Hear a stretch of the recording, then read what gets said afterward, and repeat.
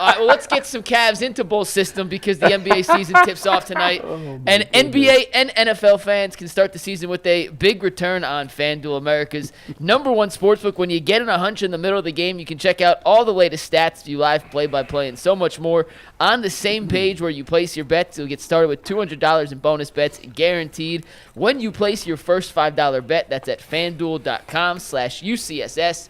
Never waste a hunch and make every moment more with FanDuel, an official sportsbook partner of the NFL, but it also has a ton of NBA bets, so make sure you guys use FanDuel for all your online gambling needs. Guys, the Cavs tip off the season tonight in Toronto against the Raptors. The game starts at 7:30. We'll go big picture in a second, but let's start with tonight's game. Give me a storyline, Jason, we'll start with you, that you are particularly interested in seeing how all the speculation comes to fruition against the Raptors. Can I have the same answer for tonight and big picture? Because it's Evan Mobley. And as much as they have talked up how much they want to use him, how much they want to make him a focal point, the fact they haven't run from it. Mike and I did a Cavs show last night, talked about it on that. It's really, I love it. Like, they're putting pressure on Mobley now to live up to the player that everyone thinks that he can be. So, and I think it starts tonight. It starts right away in game one. We talked about it in the preseason. He was more of a focal point on the offense, getting the ball in his hands, playing through him a little bit more often, making him sort of a hub as they go. And I'm for it. Like, it's over. It's long past due that this should have been done. Obviously you hope that whatever progressions this team makes offensively, they don't regress too far on the defensive side. There will be some regression. Hopefully it's not too much. But I'm really curious to see Evan Mobley and what he looks like tonight in this offense. My long-term answer is Evan Mobley. We now have a head coach who's known as a developer, as somebody who can help players improve with their skill set. And I think, and we talked about this on the program at length, I think the growth has been stunted of Mobley by the acquisition of a franchise guy that in Donovan Mitchell you need. Yeah. And I wasn't sure that Mobley was ready to step up and play that role, so I think they did this the right way. They got the guy they were sure was a franchise piece, and now they can put all of their focus and energy on what this franchise desperately needs to do and they've needed to do for a couple of years now, and that's let's see what Evan Mobley can be. So long term this season, I'll be paying particular attention to that. I think in the short term, Darius Garland tonight, he had a funny answer about the opener where he was asked, what his thoughts were on going back to Toronto, which of course was the scene of him getting the eye laceration that kept him out 3 weeks to start the season 2 years ago. And he started the answer by saying, an eye for an eye, which was funny. I got to admit, it made me laugh. I wish he wasn't saying it in a joking manner. I wish he was saying it more like, I'm going to get some retribution. And then he said that there's nothing special about this game because of that. But I do want to see, was last year the aberration? Was last year, when you look at the back of his basketball card, is that going to be the year that stands out because it was so bad? And I think it is. I think that we underestimated his physical fitness and his ability with his jaw wired shut to stay fit and to stay in shape. And if you're a finely tuned athlete and you're down 5 or 10 pounds, it's going to show in the performance. And at the NBA level, where it's a league of elites, if you're down to 85%, it's going to really show itself. And I'm giving him a pass for now. There's no pass this year. Yeah. I want all-star Darius Garland. So if we get all-star Darius Garland, and we know what we're going to get from Donovan Mitchell, and we get an improved, more aggressive, a bigger link to the offensive machine in Evan Mobley, I think this team can take some serious strides. Guys, I think the word of the day and the word of the year is pace, right? That's the Cavs decided that all their problems were J.B. Bickerstaff's. Everything. That's it. They made no changes to the roster. Yes, some of that is that there was no easy path to making the roster better. But the other part of it was the main takeaway, which is that they blame J.B. Bickerstaff. And this team, I think in any sport, but certainly in football and basketball, if your team's going to be just okay, I'd rather them be good I'd rather have a team that's good at offense because at least it's fun to watch. Right. More than a team and the Cavs have been kind of a defensive team, although we haven't seen it in the playoffs. And so I don't even care about the defense for the regular season. I want to see this team.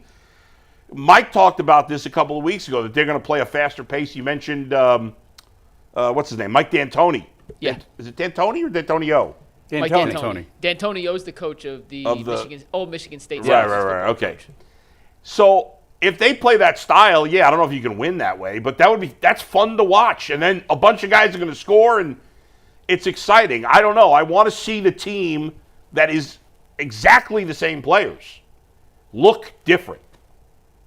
Yeah, Pace. and then you can say, oh, we see a tangible difference with the head coach. That's right. If they run it back and it looks exactly the way it did last year, I guess it wasn't the coach. Right. And then they'll make changes to the roster. Sure, they'll have to changes because will the come. control in the experiment right now is the coach. Right. Yeah. And the pace is a fair point. Like last year in the playoffs, Darius got a backcourt violation, walking the ball. I remember. That can never, right. ever happen. So I do think that they will play a little bit faster. And we'll see. To your point, Darius lost a ton of weight during the regular season, and Mike and I talked about it last night. No NBA player can put weight on during the season. It's They impossible. always lose weight because of how much they're running. I think average is probably about 3 or 4 pounds that a guy loses just playing the course of a season, no matter what they eat, because of how much running they have to do. I'm curious. Throw the ball up in the air and let's go. Let's see what it looks like. Did you guys watch any of Peeked Bronny in on- and LeBron last night? I didn't get to see any of it. I saw highlights this morning. Yeah. I watched the Celtics and the They shot Knicks. 61 threes. I'm like, what am I watching right Jay, now? my big thing tonight, my one thing to watch for tonight. Now, if you looked at the 4 teams, the Celtics were the aberration. They shot almost twice as many threes as anyone else. The Lakers shot 30. The Celtics shot 61. I guess that's what we're going to see this year. Atkinson said he wants them to shoot more threes as a team. Darius, Evan, now Strus is out, so that prohibits a little bit of three-point shooting. I am curious if he's going to go full-fledged analytics and go into more of the Celtics mode where 45 to 50 or even more than 50 is an acceptable number for how they want to win. I hope Mike, it's not that high. Let me ask you a question on that, because I thought the same thing. I'm like, so you know what the league is. All leagues are. They're copycat leagues. They see what the best team is doing, how they're doing it. We saw it for years with the Patriots and the 2 tight ends and everything else. I'm looking at last night, and I'm saying, is this going to impact the style of basketball that we see? Because it's already a 3-heavy game. But to your question, or to your point about analytics, I have a question to you. You can't just say, well, the Celtics shoot 63s a game, so we have to, and it'll make everybody better. The biggest component of that analytic is your shooting percentage. I don't think it's To an pure extent. volume. Mike, if you're shooting 20%, you're jacking 63s, you're getting boat raced every night. No, I agree, but you also could shoot 20 threes at 50%, and making 10 threes a game is not enough. I couldn't agree more. You're making my point. It's somewhere in the middle. I agree with you. That's my point. Like, if you're at and I don't know what that number is. You probably have a better idea wanna of be what around it is. 35%. I was going to say, I think it's mid-30s. I would prefer it to be in the high 30s. If you can get to the mid-30s as a team, and you're not shooting 45 to 50 threes, then you're not leaning into your strength. And so I think that will come out in the wash. I don't know what the sample size is, maybe 10 games before you kind of realize what kind of shooting team you have. 20. Is it 20? about the quarter That's mark. a quarter of the Quarter of the season? season, Okay. yeah. So let's see, and let's see if they set that mark and then adjust it based on the shooting percentage. I'm not convinced, in fact, I feel very strongly that they're not the shooting team that the Celtics are. They're not. They're So not. you can't No, do they're not that. gonna shoot 60. And I don't think that whatever they did in the offseason is going to get them to that point. Does anybody think that at some point these threes are becoming too easy, that the league will I've wondered that. change Bo. it? Or do they just like the scoring and that, They have changed the rules to create this, to create more scoring. Right, so they're not gonna- I don't. At this point, I don't think they're going to do anything. I with guess the line. majority of younger fans find this style of basketball exciting. Yeah, it's sort of I like don't it's sort personally, of like but- baseball. Wait for the 3-run homer. It's sort of the same thing where it's just threes and layups and threes I and think layups. the difference, though, is the 3-run homers are two a game is a lot. These 3-pointers, for me, I'm with you, Bull. I think what's happened, it's just a shooting contest. That's what it seems to be. Yeah. and it's just one after another each trip down the floor. It's like Yeah. every team's waiting for their best look from three. And to me, it doesn't feel like basketball. It feels like shooting. These guys are such good shooters. It's amazing. It doesn't matter. Like, you could back the line up 3 feet. They'll figure it out from there. I don't thi- thi- Look at Steph yeah. Curry. Yeah, I mean, he's the anomaly, but yes, all of these guys are terrific Yeah, shooters. I was just thinking, like, with baseball, yeah, obviously the game's changed since maybe we it were was all kids. maybe the shift was a better because the Yeah. shift led to more power because Right. it took out the fundamental of the game. I just think what's been lost in baseball is little ball to some degree, which is not as exciting as home runs. Right.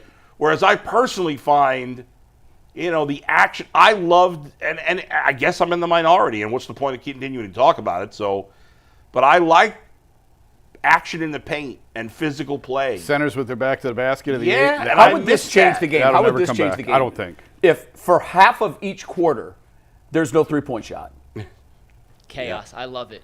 No, Hey, the Zach reason Edey's here, Bull. the reason I bring that up is because now there are guys that are in the league that can do one thing: Threes. shoot. Yeah. They stand out there and they shoot all day Yeah. long.